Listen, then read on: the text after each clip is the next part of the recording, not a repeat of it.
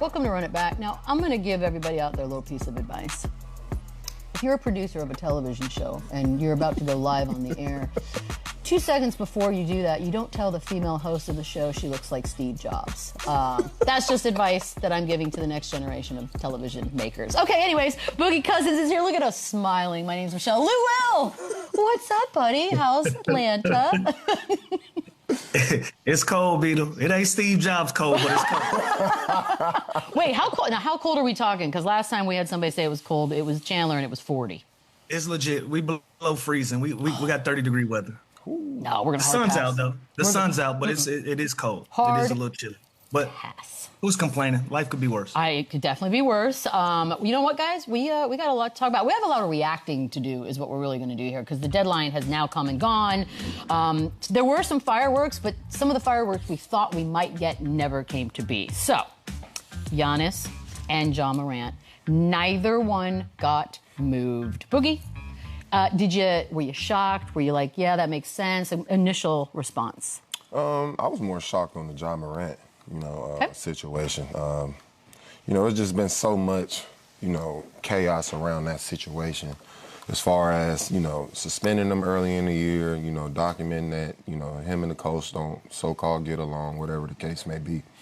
So to see him last past the deadline with the moves they've made already, with the move of, sending Jaren Jackson to Utah, it was just a clear-cut sign that, Ja was on his way out the door as well. Yeah. So, that was more of a shock to me than anything. But as far as the Giannis situation, I'm just a bit confused at this point. I don't really know, like, at this point, it's like, do you want to get moved or do you not? You know what I mean? It's like it's changing with every day that passes. So, it's a real up and down type of, notion. Like, do you want to go or not? You know what I mean? And if so, just stay put and let's move on and y'all do what y'all do. So that one's more so weird to just figure out in general. I don't know what's going on though. I find it annoying, actually. Yeah. It's been very annoying, Lou. And we'll get into the social media posts and all that, because I got opinions on that as well. But what did you think? Yeah. Did you think one of them at least? I feel the opposite of Boogie,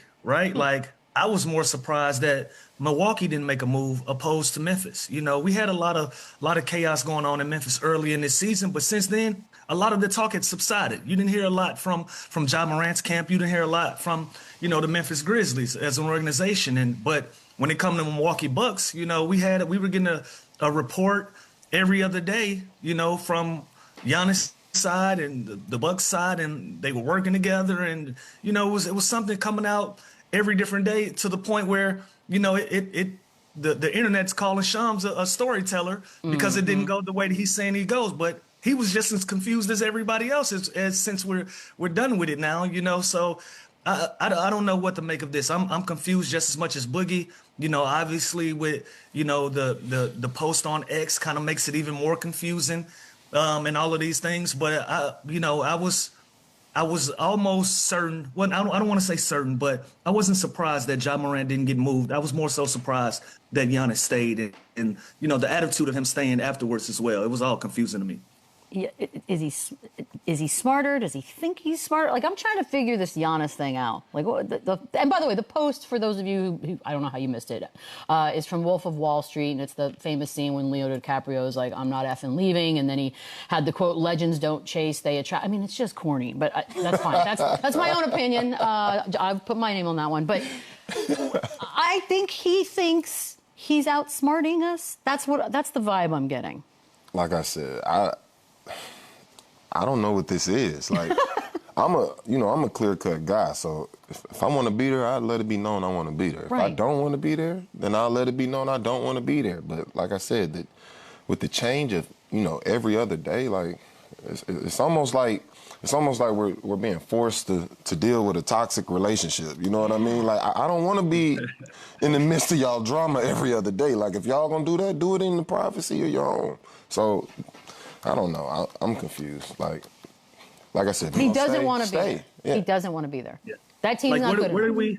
Yeah, where do we go from here? So summer. He's deactivated for the rest of the season, if I'm understanding that correctly, right? So I don't know anymore. We're not going to see him play this year. Right. So that part of it is that part of it is over. The summertime, we all know that the Knicks can do better business in the summer. They can put together a better option or a better package for Giannis. So that conversation is still alive. We don't know where to go from here. He's saying, the legends don't chase, they attract. I didn't see any moves that really made the Milwaukee Bucks a destination place at this trade deadline. So it's a lot of questions that need to be answered, and I felt like they could have been answered if we just would have got some straight, clear-cut information from both sides. I know they're using the thing that said, hey, Giannis never wanted to get traded. Giannis never said that he wanted to be traded. Sure, but we also had reports of his representation working with the Milwaukee Bucks to see if they can get on the same page. So there was movement there. So don't make anybody that's reporting that out to be a liar that was reporting on that based on the information that's coming out of what was going on with the information you guys were giving us. So again, I still don't think this saga is over. If Giannis is going to stay in Milwaukee for the entirety of his career, I think all legends as he is, I think they should. I think they should have that opportunity. But again, let's be clear cut about how we're going to move forward, especially if we're going to criticize the people involved for reporting on it and you giving us mixed messaging every other day. Yeah, So it's no that's my secret. take. Shams Charania is our guy. We worked with him. We watched him in action. He takes it very seriously, almost too seriously sometimes. I worry for his health.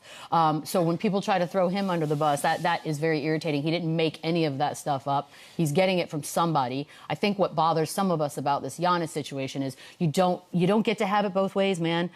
Some people aren't built to be villains. I understand that. They don't want it. They don't want any part of it. He's one of those types. So if you say one thing out of one side of your mouth and then stuff behind the scenes through your agent, you're still saying it. Maybe you didn't say the words out loud, but your agent did. And the agent is a part of you, a representation of you. So he's going to get moved this summer. I just feel like this whole thing's just been a manipulative gaslighting for all of us. And if you're a Bucks fan or a Giannis fan, maybe you get to feel a little better today. Like, see, he's not going anywhere. Well, he is, actually. I hate to be the bearer of bad news. He'll be gone. He'll be gone this summer. So that is coming. Pop off, bees. Pop off. I don't like, it's okay to be a villain. Like, it'll pass. It'll pass. LeBron was a villain once. Let's just be clear. Yeah. That's all. You don't necessarily even have to be the villain. Let's just be clear with truthful. the messaging. If you want to stay, say you want to stay, and I want them to bring in some pieces to build around me, and let's move forward. If you want to go, then say you want to go. That was all. And then again, at the end of all of this, it's like, well, told y'all. It's like, no, you didn't. Like we're all confused. And so that's all we're asking. Let's just be clear about it. And then, once it goes one way or another, you try to make us out to be crazy people. So that was all. $1 billion he's gone this summer. That's my bet on that one. And by the way, Shams also had reports on the Ja Morant situation as well. And apparently, obviously, people were intrigued by the level of talent that he possesses. The only part of the problem, Lou, was that no one really seemed like they were willing to make a very serious offer. And so now I'm wondering, okay, let's move forward with Ja Morant. He's now still a Grizzly. But what does his future look like? It looks like it's going to be a Memphis Grizzly. He's out with an elbow injury right now. And so, the way that I see it in my opinion, it looks like he's going to finish out the season. I think the Memphis Grizzlies are hoping that he plays well. He plays up to all-star form, as the Ja Morant that they're used to seeing. And then revisiting these conversations in the summertime, the same way the Milwaukee Bucks are going to look at it in the summertime. I think this is what it is. If they weren't getting the offers that they thought they wanted, or think that that's what Ja Morant deserved as a player, and those things didn't come in, we'll revisit this in the offseason and see if we move forward with him and build around him with some pieces.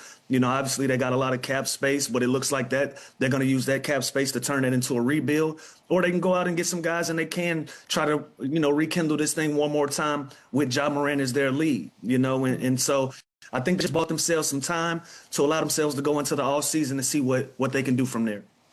Do you think he played, when he's ready? Do you think he goes out and play? Do you think they try to shut him down? Like, I'm wondering what they think they're going to do here. I mean, it seems like the trend in the league is to start deactivating players at this point in the league, in the season. So I wouldn't be surprised to see that. Like I said earlier, it didn't really make sense to me as to why they would keep him after the deadline. You made all your other moves. You traded another huge foundational piece in the franchise.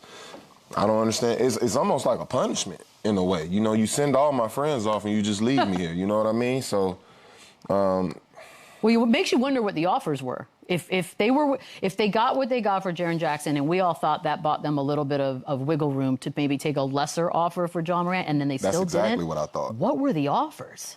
Like, that's what I really want to know. We may never know, but maybe somebody can get that for us, because they must have been awful.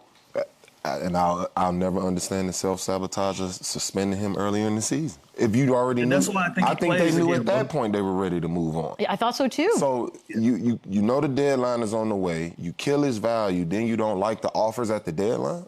So now you keep him. That's weird. It doesn't make sense. It makes no sense. And I think, and Book, that's why I think that we see him again in uniform for the Memphis Grizzlies this year, opposed to being deactivated. I think they allow him to go out there and shine and be the Ja Morant that we've gotten accustomed to seeing, playing above the rim, attacking the basket, playing with a lot of joy and excitement, and trying to lead the team that's left of what they have, with them trading away, like you said, all of his friends and all of the core guys that started with him. Bane is out of there now. Dylan Brooks is out of there now. And Triple J is out of there now. He's the last of that core four that they had. But this is an opportunity for him to go out there, get that value back up, and then maybe teams come knocking with a better offer come free agency. So we'll see. You think you get a better version of him with now playing basically losing basketball? You think his value will increase?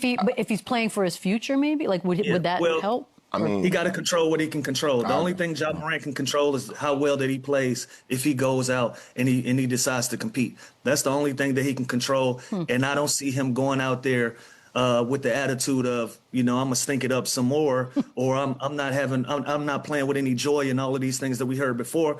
At the end of the day, he was playing decently before he got hurt. The play that he got hurt, he was trying to make a defensive play. That tells me he's out there playing with heart. He's out there playing with courage and trying to win basketball games. I don't think that'll be any different if he comes back. Boogie, when you were ready to leave Sacramento, was it a slow burn, or was there do you remember like a moment where you went, yep, nope, we're done, I have time to go? I was so stuck on trying to, be that guy to help